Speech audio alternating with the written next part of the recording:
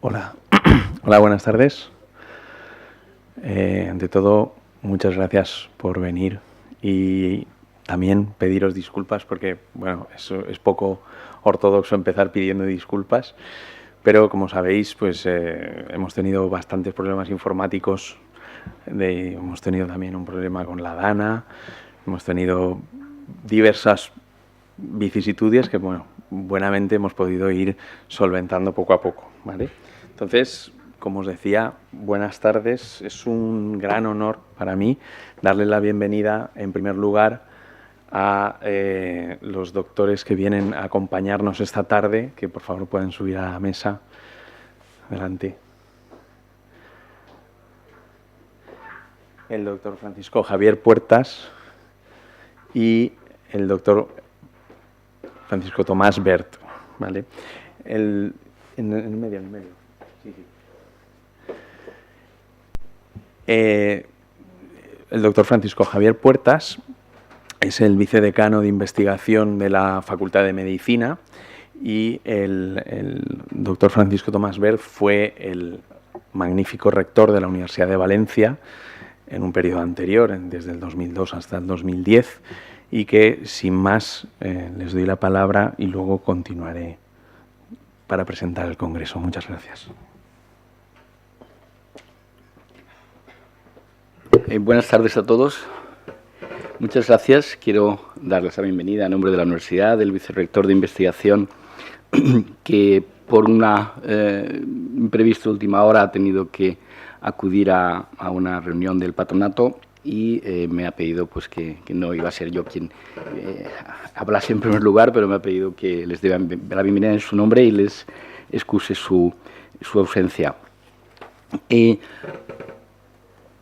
Las inauguraciones deben ser breves, porque ustedes no han venido aquí más que a oír cosas de enjundia, y su participación en el Congreso y su presencia aquí denota algo que en la universidad actualmente empieza a tener una importancia, una visibilidad, y que en los responsables universitarios debemos fomentar. Yo entré en el departamento ya hace muchos años, en segundo de carrera, en el Departamento de Fisiología en la Universidad de Valencia, y pues aunque mi vida me ha llevado por la medicina asistencial, aquel paso por un departamento que hacía investigación básica, yo creo que ha marcado mi vida profesional de forma tan importante como que estoy aquí en la universidad, si no probablemente estaría solamente en un hospital. El hospital no solo es un lugar de médicos, es unas jornadas estas que además resaltan la importancia de que la investigación biomédica no es una cuestión de los médicos. Hoy en día les diría que es incluso a pesar de los médicos, porque sin la ayuda de los profesionales de la salud que verdaderamente están poniendo la metodología y los conocimientos de una investigación de calidad, no podríamos hacer ni investigación básica ni investigación clínica. Entonces, su inquietud por estar aquí es de agradecer, y por parte de la universidad es una satisfacción que estén aquí. También tener a los asistentes a esta mesa y a estas jornadas, agradecer al profesor Ventura también. Y, pues bueno, como mis antiguos compañeros y rector, pues especialmente agradecido al profesor Tomás por acompañarnos. Les quería solo transmitir que aunque en mi época de estudiante, pues la investigación a los estudiantes de medicina se les quedaba muy lejos, hoy hay un compromiso por parte de la Facultad de Medicina y Ciencias de la Salud y de la universidad en general, de que los estudiantes se incorporen a la inquietud de investigación lo antes posible. Ustedes les sonará que antes, cuando se operaba de traumatología, los periodos antes de que empezara el paciente a caminar eran muy largos. Hoy la idea es que cuanto antes se pongan a caminar. Pues la idea es que en la universidad cuanto antes ustedes puedan participar de la inquietud investigadora. Y para eso los grupos de investigación de la universidad y fuera de la universidad tienen que ser sitios que acojan a estudiantes desde el primer momento posible. Y no solo acogerles, sino implicarles y ayudarles pues, a desarrollar tareas, publicaciones y participación en congresos. Y este es uno de los hitos y de los señales de identidad de este congreso. Por lo tanto, gracias por estar aquí. Espero que esto sea motivo para que los trabajos que les han venido a presentar y los que ustedes van a participar, pues continúen, lleguen a publicarse, y no hay nada tan satisfactorio que ver el nombre de uno por primera vez en un artículo o en un póster. Muchas gracias. Profesor Tomás tiene la palabra. Muchas gracias, buenas tardes. Para mí es una satisfacción estar aquí con esta universidad que yo conozco muy bien desde sus orígenes. Con los primeros rectores hemos tenido muchas relaciones, no solo profesionales desde un punto de vista académico, sino también personales. Y por si faltaba algo, pues hoy tengo aquí un hijo que es profesor de la casa. Dicho eso, a mí me han dicho que haga una introducción de mi área competencial y la voy a hacer muy breve, porque todo lo que yo voy a decirles o deciros, permitidme que os tutee, tenían que haber sido expuesto antes de que tomarais ningún tipo de decisión. O sea, me parece muy bien que en este momento vosotros estéis en un momento donde habéis empezado a investigar a través de un trabajo de tesis doctoral o un trabajo de posgrado, y así debe ser. Pero yo concretamente, antes de empezar, bueno, y me presentaré, yo fui rector de la otra universidad, pero circunstancialmente fui presidente de la Comisión Sectorial de I+D de la Conferencia de Rectores de las Universidades Españolas, que incluye a las públicas y a las privadas también. Y mi trayectoria en el escalafón arranca de becario de investigación, becario de la Fundación Juan Marc, hasta haber llegado, sido a catedrático y profesor y rector de la universidad. ¿Por qué digo eso? Porque digo que en este momento, en nuestro entorno inmediato, la investigación se vincula muy fuertemente al sistema académico o al sistema clínico. No hay centros específicos de investigación como en otros países del mundo, sino aquí o son centros vinculados a la universidad o al Consejo Superior de Investigaciones Científicas, o vinculados a la clínica a través de las asociaciones de investigación o instituciones de investigación de los hospitales. Caso de nuestra ciudad existe así. Pero yo creo que vosotros, os supongo que antes de decir nada os habéis hecho 3 preguntas. Y si no os las habéis hecho, os las hago yo en este momento. La primera pregunta es, decididos a investigar, es ¿qué investigar? ¿Sobre qué investigar? La segunda pregunta es ¿dónde investigar? Y estas 2 preguntas, si no os las habéis hecho, os ruego que las hagáis, porque todo lo que venga después está condicionado a eso. Yo, a título de curiosidad, os diré que cuando daba clases en la universidad, yo solía dar clases en los últimos cursos, acabábamos el curso y tal, y yo les decía a mis estudiantes, y ahora el paso siguiente, se van ustedes al Corte Inglés, se compran una maleta y se van de viaje allá donde haya aquel campo de conocimiento que a ustedes les interese. Porque es muy frecuente en nuestro mundo, y yo soy testimonio de ello, investigar en aquello donde yo empecé a estudiar, continuar donde yo, etcétera, etcétera. Esta vía continuista condiciona mucho nuestra presencia en la investigación. No sé si será su caso, pero desde luego es un caso omnipresente.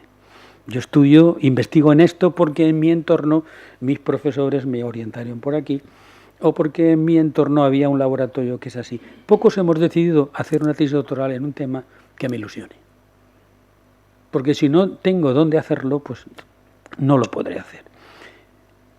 Planteadas esas preguntas, que no tienen solución inmediata, porque incluso ustedes se llaman jóvenes investigadores y tienen un valor al cual no han de renunciar, la juventud. ¿Y la juventud desde qué perspectiva? No desde la perspectiva de edad, que la tienen, sino desde la perspectiva de espíritu. Ese espíritu de inquietud que a ustedes les tiene que mover para meterse en territorios desconocidos. Porque al fin y al cabo eso es la investigación. Antiguamente los viajeros iban a descubrir mundo sencillamente porque no se conocía. O sea, cuando Cristóbal Colón se embarca para cruzar el Atlántico, ¿por qué se embarca? Porque decían que había oro al otro lado, pero si no sabía si había tierra. Pero se tiran. Ese espíritu es un espíritu que el investigador no debe perder de vista. Se enfrenta a lo desconocido y con una doble finalidad. Conocer lo que se desconoce y utilizar ese conocimiento para resolver problemas. Los puristas de la investigación definen a una cosa investigación. Cuando yo empezaba a estudiar, investigación fundamental. Etimológicamente fundamental, lo que son los fundamentos, lo que hay debajo. Luego alguien vio que la palabra era gorda y dijo, investigación básica, que al fin dice algo parecido, pero no exactamente igual, lo que está debajo de. Y luego la investigación aplicada. ¿Yo para qué quiero conocer cosas? ¿Para guardármelas en el bolsillo? ¿O para darles una utilidad en beneficio de la sociedad? Investigación aplicada. Cualquiera de las dos es buena, no, es indispensable. Yo necesito como ciudadano aplicar el conocimiento que tengo para resolver problemas de mis semejantes. Pero naturalmente si no lo tengo, lo tendré que buscar, lo tendré que crear. Hoy día tenemos la suerte de que vivimos en una época de la civilización humana donde se ha acumulado mucho conocimiento, donde ha habido mucha investigación básica que ha resuelto muchísimos problemas del conocimiento científico, física, matemáticas, de medicina, y todo ese bagaje nos da una cantidad de posibilidades tremendas para dar el paso siguiente y utilizarlo en beneficio de nuestros semejantes. ¿Y eso cómo se hace? Pues como decían los chinos, un camino de 1000 millas se hace dando el primer paso. Y eso es incuestionable. Hay que dar el primer paso, que tal vez lo hayan dado ustedes ya, tomando la decisión de ponerse a estudiar. Y a partir de eso, ¿cómo damos más pasos? Lo que no hay que dar son palos de ciego ni enfrentarse contra la pared. ¿Dónde puedo yo investigar? ¿Dónde puedo yo incrementar el conocimiento de la especie humana? O desarrollar líneas de aplicación. Allí ya tocamos tierra y hablamos de nuestro país. ¿Dónde se investiga en nuestro país? Porque una cosa tenéis que ir aprendiendo también. La investigación personal, individual, no cabe, sobre todo en el ámbito de las ciencias biomédicas. La investigación se tiene que hacer en un entorno acogedor, un entorno donde se investigue, se estudie, se trabaje, e incluso un hospital donde hay enfermos a los cuales atender. En nuestro país el sistema es un sistema muy de nuestro país, muy estructurado, muy de gobierno, muy de administración. O sea, la política científica en nuestro país, en el siglo XXI, mal está que lo diga yo, pero lo digo, se hace desde el Estado, desde el gobierno. Y el gobierno es el que establece las líneas de investigación prioritarias sobre qué hay que investigar y, lo que es más grave, solo financia lo que el gobierno decide que hay que financiar. O sea, ahí puedo tener una idea feliz, maravillosa o lo que sea y no tener recursos para desarrollarla. ¿Cómo se articula en España el soporte económico a la investigación? Porque la investigación, aparte de un ejercicio intelectual de las personas, el cual es imprescindible y al cual os llamo, requiere recursos. Recursos porque si hay que investigar, hay que hacer experimentos, hay que hacer ensayos, hay que hacer desplazamientos, hay que hacer viajes. Porque una de las cosas que hacen que más progrese la humanidad, y en ciencia también, es el intercambio de saberes de unos con otros. Tener bien presente que a partir de ahora es necesario, no conveniente ni bueno para el currículum ni cosas que también, es necesario que habléis con otros investigadores, que vayáis a congresos para aprender, no para que os conste en el currículum vitae que habéis asistido a 14 congresos, que también, sino para que aprendáis, que gente como vosotros está trabajando en aquello que os interesa y os puede dar ideas nuevas. Pues eso se articula en una gran comisión de investigación y ciencia en España, lo que se llama la CICIT, que es la que aplica los recursos que el gobierno decide, dónde y de qué manera. De ahí salen las becas, los proyectos, las infraestructuras y todo lo demás, a través de lo que se llaman los planes nacionales. En el caso de salud, aparte de la comisión interministerial, digo que además está el Instituto de Salud Carlos III, que desarrolla toda la política científica en materia de salud. Instituto de Investigación Carlos III es lo que es la CICIT a la ciencia en general. Y estos son los organismos del Estado que aplican los recursos que el Estado decida aplicar. Luego además está el gran hermano, o sea, el que tiene el dinero, que se llama la Unión Europea. La Unión Europea es la que realmente sí que tiene recursos y a los cuales se puede acudir. Se puede acudir no con una petición de limosna, sino con proyectos de investigación muy estructurados, Lo que sucede es que hay que estructurar los proyectos de investigación de acuerdo con las normas de la Unión Europea. Ya digo, dan becas, proyectos de investigación, infraestructuras, adjudican. Es un pequeño calvario al cual, si vuestro futuro científico se desarrolla, tendréis que acudir, porque ahí es donde están los recursos para que las ideas que tenéis se puedan materializar. Dinero hay, sacarlo no es fácil, pero se puede sacar. Porque una de las cosas que no quiero que os olvidéis, concretamente, es del hecho de que a partir de ahora tendréis excelentes ideas para investigar, pero no las podéis llevar a la marcha si vais solos o solas. Siempre tenéis que trabajar en cooperación con otras personas, con otros compañeros, con otros equipos en el mismo o en otros países. Y entonces los proyectos mejor financiados son aquellos que comprometen a personas y grupos de investigación de países diferentes. Hay que dedicar un tiempo a la burocracia, desgraciadamente, pero es así. Porque hay que trabajar. O sea, cuando entréis en un laboratorio, pensad, el día que entréis, que lo que hay dentro no apareció allí por generación espontánea o por milagro de nuestro Señor, sino simplemente porque alguien hizo un esfuerzo para conseguir recursos para que eso fuera así. Y eso es otra de las tareas de un investigador moderno. No solo hacer ciencia, sino buscar recursos para que la ciencia se financie. Tenerlo presente. Tenerlo presente. No iréis ahí en un mural a decir convocatoria por lo que hay una plaza de profesor ayudante de no sé qué. No, sí, pero además el dinero está en otro sitio. Y para investigar hace falta recursos, no os olvidéis. Bien, todo eso simplemente pone el marco. Y el marco, además, os lo debo decir honestamente, el marco es fértil, tiene recursos y tiene posibilidades. Y ahí tenéis que trabajar. La siguiente es, claro, ¿pero dónde investigo? ¿En qué centros? ¿Hay centros para investigar, para ir? Sí os tengo que decir que no apoyará a nadie en la investigación individual de nadie. La investigación individual se podría acoger si estuviera dentro de un centro de investigación consolidado o de un grupo de investigación. Aquí en Valencia, sin ir más lejos, hay bastantes. O sea, aquí tenemos, y en España es general, el núcleo más denso de lugares donde investigar son las universidades. Claro que las públicas. Lo que cada universidad, en particular privada, pueda hacer o no es un problema de su propia política y no soy yo quien tiene que en este momento argumentar. Yo hablo del sistema. El sistema concretamente es un sistema rico que pone recursos al año que prácticamente quien quiera hacer algo lo puede hacer. Pero claro, quien quiera hacer algo lo puede hacer desde una posición consolidada y definida. Un señor que entra por la puerta y dice, yo quiero investigar sobre el problema de la cirugía de DNA, por ejemplo. Dirá, muy bien.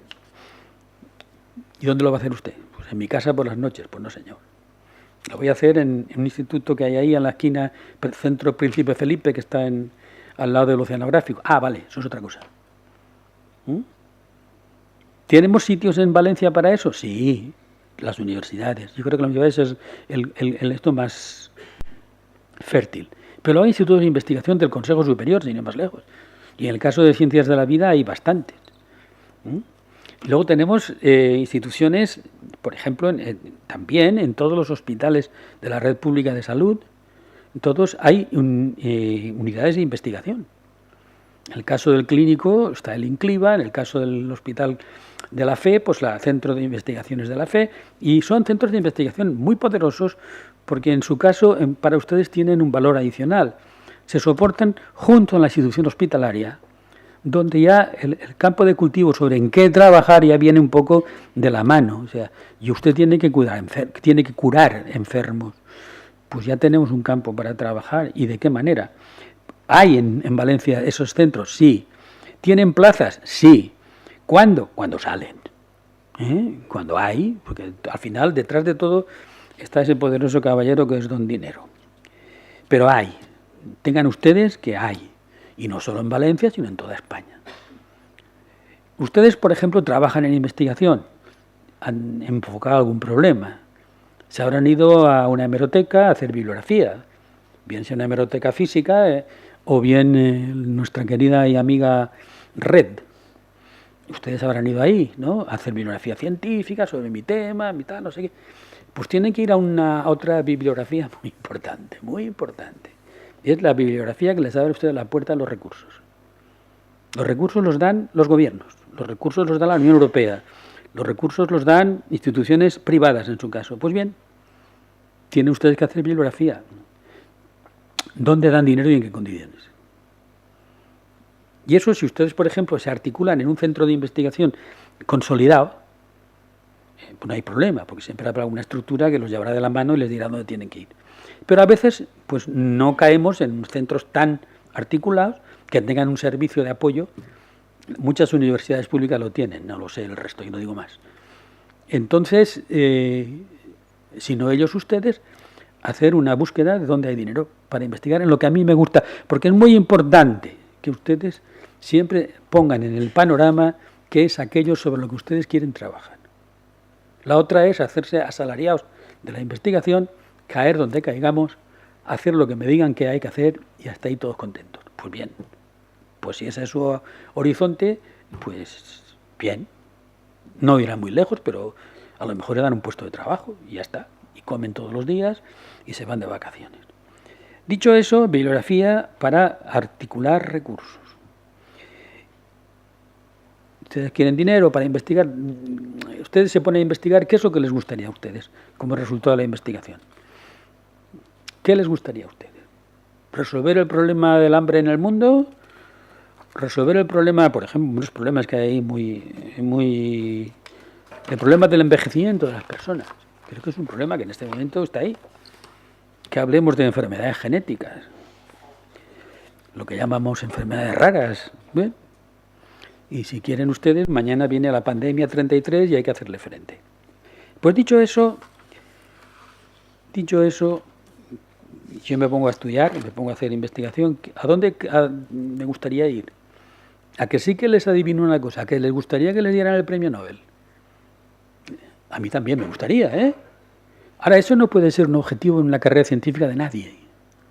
Y le voy a explicar. Ustedes no son muchos aquí, pero tampoco son pocos. ¿Qué pueden haber aquí en este momento en la sala? ¿30 personas? Pues olvídense del premio Nobel. ¿Por qué? Porque al año solo dan uno. Uno. Imaginemos que tengamos suerte y a uno de ustedes o una de ustedes le dan el premio Nobel. Pues todos los demás ya han cubrido el cupo. O sea, que buscar gratificaciones, buscar oropeles no es un objetivo. Yo creo que es mucho más gratificante y mucho más serio el que ustedes, por ejemplo, se propongan desarrollar una línea de trabajo potente y que aborde y resuelva problemas. Le voy a hacer una pregunta. Yo siempre pregunto, siempre. Esto es el síndrome del profesor. ¿Ustedes conocen a un señor que se llama Francisco Múgica? ¿Lo conocen? Levante la mano quien haya oído hablar de Francisco Múgica. Los mayores no pintan, aquí son jóvenes. Bueno, es el ejemplo que les quería poner. Yo siempre, se me nota que he sido maestro de clases, ¿no? He dicho cosas. Mira, primero, Francisco Múgica es amigo mío, punto. Y no porque yo lo conozca de toda la vida, sino porque es una persona con la que me he relacionado y realmente me gusta cómo trabaja. Este señor, en un país que no hubiera sido España, tendría premio Nobel. Pero era un profesor de universidad, un modesto profesor de universidad, que hizo un descubrimiento sensacional. ¿Han oído ustedes hablar de una cosa que se llama CRISPR? No. CRISPR. El CRISPR, con sus variantes Cas9 y todo lo que ustedes quieran, lo descubrió este señor. Este señor es un profesor de una universidad de Alicante. Lo descubrió en la laguna de Santa Pola, gracias. Y lo descubrió allí analizando unas arqueobacterias que había por allí en el agua. Y entonces el hombre pues tenía en su laboratorio, se fue y secuenció el DNA de las bacterias. Y entonces, mirando el DNA, descubrió que en la cadena de DNA había un trocito de cadena que se repetía. Que se iba repitiendo aquí, allá, acullá y no sé qué. Entonces, él razonó y se dio cuenta, además de que ese trocito que se repetía era idéntico al DNA de un virus. O sea, la arqueobacteria había absorbido el DNA de un virus que la había infectado y lo había hecho propio. Con lo cual, a partir de ese momento, ningún otro virus pudo infectar a la bacteria.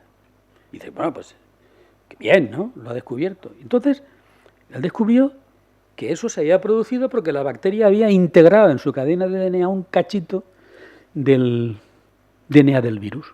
Bueno, pues enhorabuena. Y eso dio idea, pues si lo ha hecho una bacteria, ¿por qué no lo puedo hacer yo? ¿Por qué no puedo coger unas tijeras, cortar la cadena de DNA y quitar un trocito y tirarlo? Pues puede ser. ¿Y si eso lo hago con una cadena de DNA que tiene un gen que expresa una proteína que es indeseable? ¿Y si se lo quito?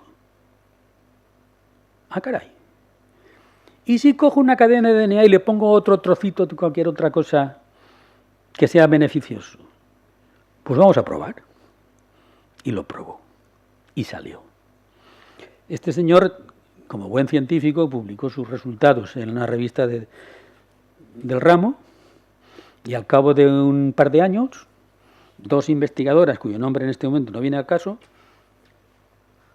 aprovechando este conocimiento, desarrollaron técnicas de edición del DNA, por lo cual tuvieron el premio Nobel, ellas, no él, y por tanto el beneficio que para todos los seres humanos representa eso. ¿Y por qué pongo este ejemplo? Primero, por deciros a vosotros que se pueden hacer cosas monumentales en nuestra casa y muy cerca de nuestra casa. Pero también, y vamos a aplicar el conocimiento, que cuando trabajamos tenemos que tener a alguien que nos proteja y que nos ampare. Porque si en vez de tener yo una modesta plaza de profesor en Alicante, hubiera tenido una plaza en un laboratorio de investigación de alto nivel de Estados Unidos o Alemania, pues hubiera tenido premio Nobel, lo cual hubiera sido mucho más gratificante. Pero no solo eso, sino que además mi conocimiento se puede desarrollar en muchas líneas de aplicación. Y eso es una cosa interesante, trabajar en cuestiones que tengan trascendencia. Y ojo, no sabemos que tienen trascendencia cuando empezamos a trabajar con ellas. Descubrimiento, investigación fundamental, que pasa a ser aplicada más adelante. Bien, me han dicho, diles a estos chicos que, en fin, que se espabilen y que tengan ilusión por trabajar en estos casos. Ilusión hace falta y mucha. Las dificultades son muchas y sobre todo muchas dificultades son imprevisibles. Y entonces, de cara a todo esto y a trabajar en el futuro en investigación, hace falta que vuestro espíritu esté acomodado y decidido a hacerlo. No estamos hablando de un puesto de trabajo con una retribución anual, que ojalá, que sí, pero el objetivo será acompañante, no esencial, pero sí importante. ¿Y sobre qué podéis trabajar? Yo qué sé. O sea, esta mesa debía ser muchísimo más grande para dar más ideas de las que yo voy a deciros. Pero, por ejemplo, ya que habláis de biomedicina, problemas que hay ahí que no están resueltos y que de alguna manera nos interesan. El problema del envejecimiento. ¿Por qué nos hacemos viejos? Y como consecuencia, ¿por qué nos morimos? Si tenemos todo el mecanismo biológico que define la actividad de un ser humano estudiado y establecido, ¿por qué no somos tan inteligentes como para decir, se ha acabado? Vamos a dejar de envejecer. Pues hay quien se propone estudiar y están trabajando y estudiando ahí. Luego vosotros también habéis visto en la televisión, que realmente es un poco cansino, estos chiquitos que tienen unas enfermedades raras. No son enfermedades raras. Bueno, ahora depende, porque dependiendo del lenguaje hay que ser muy sutil. Ahora ya no se dice raras, se dice poco frecuentes. O sea, aquí somos, fijaos, no hemos avanzado tanto en el resolver el problema, pero ya hemos establecido un debate semántico que nos ilusiona. O sea, por ejemplo, decir que este chingo es subnormal, eso no se puede decir hoy día, cuando no deja de serlo. Pero eso es igual. Las enfermedades genéticas, que son se llaman raras porque no las tenemos todos, y solo las tienen aquellas personas que expresan un gen defectuoso. Y en un conjunto estadístico, como somos los seres humanos, de 9.000 millones de personas, pues por eso, los que lo expresan son raros. Bueno, dicho eso, pues ahí hay mucho que trabajar.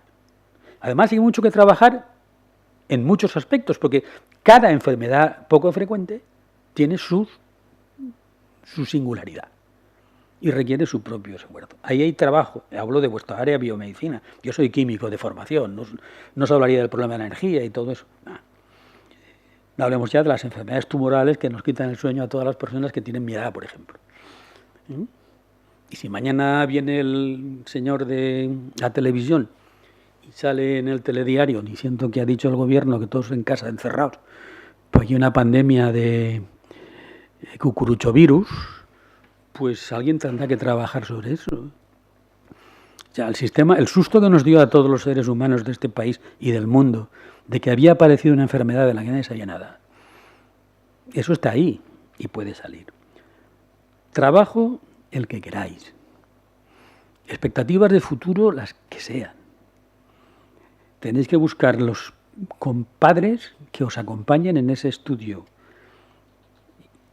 y enteraros sobre todo de dónde se trabaja mejor en aquello que vosotros queréis estudiar.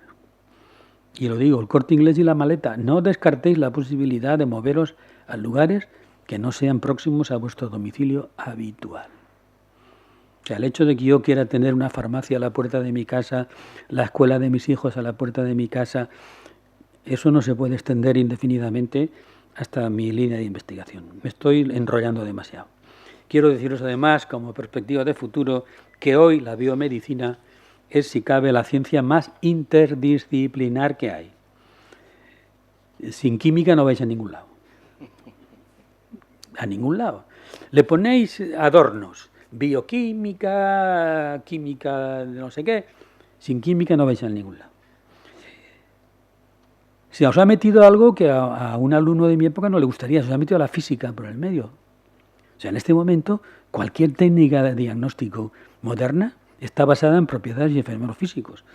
Hablamos de los rayos X en su día, pero hablamos de la resonancia magnética nuclear. Por ejemplo, hoy día nadie, si no le ha hecho una RMN, no va a ningún lado. O sea, está claro. Eso es física de la buena, además. ¿Y qué decir de la informática? ¿Qué decís de la informática, por ejemplo? Y ahora aparecen cosas muy peculiares, como lo de inteligencia artificial y cosas. Fijaos, por ejemplo, que vosotros sois, ya lo diré, un médico, investigador, da igual, especialista en diagnóstico por resonancia magnética.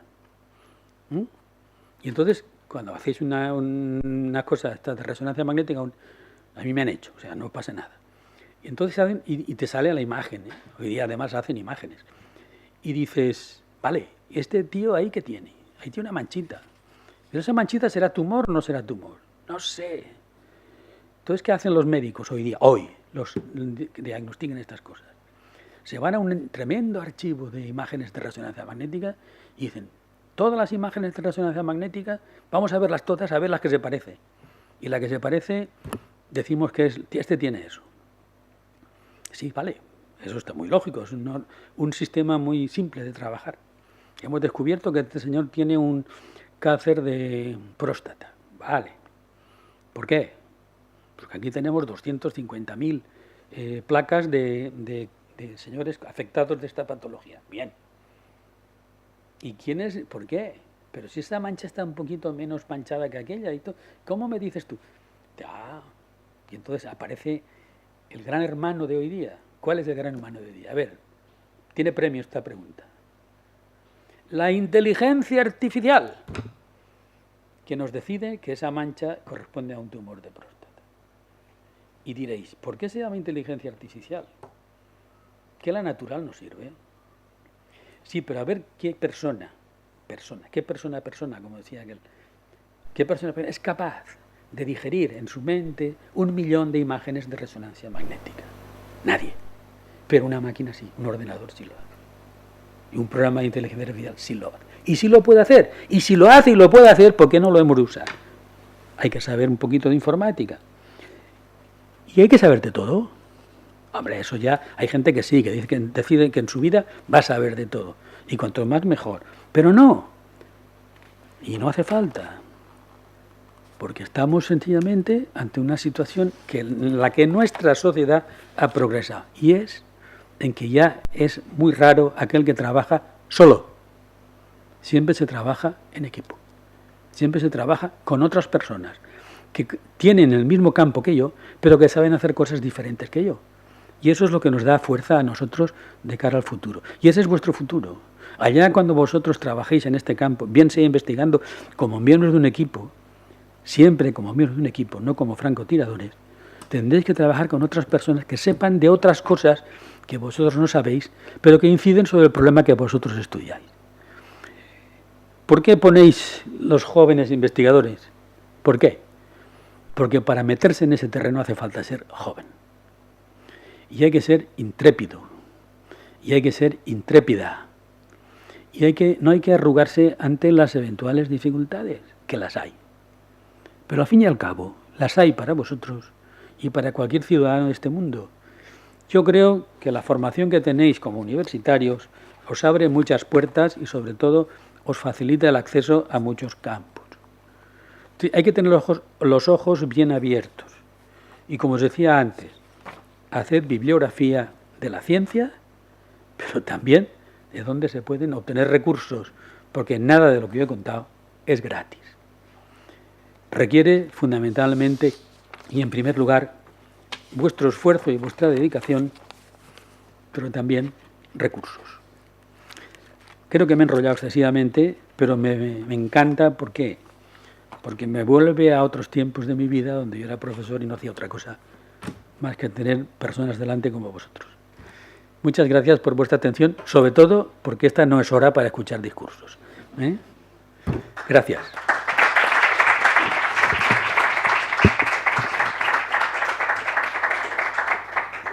Muchas gracias, doctor Wert, por su elocuente presentación. Espero que nos haya servido a todos, porque la idea de este congreso es eso precisamente, aprender de nuestros mayores, porque son los que, si nos olvidamos de la historia de donde venimos, no sabremos hacia dónde vamos, ¿vale? Así que muchísimas gracias.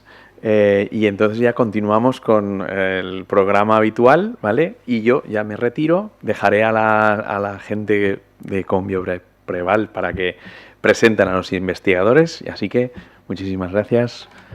Perdón, antes de despedirme, mi querido presentador, moderador, organizador, ha dicho una palabra que a mí no me gusta.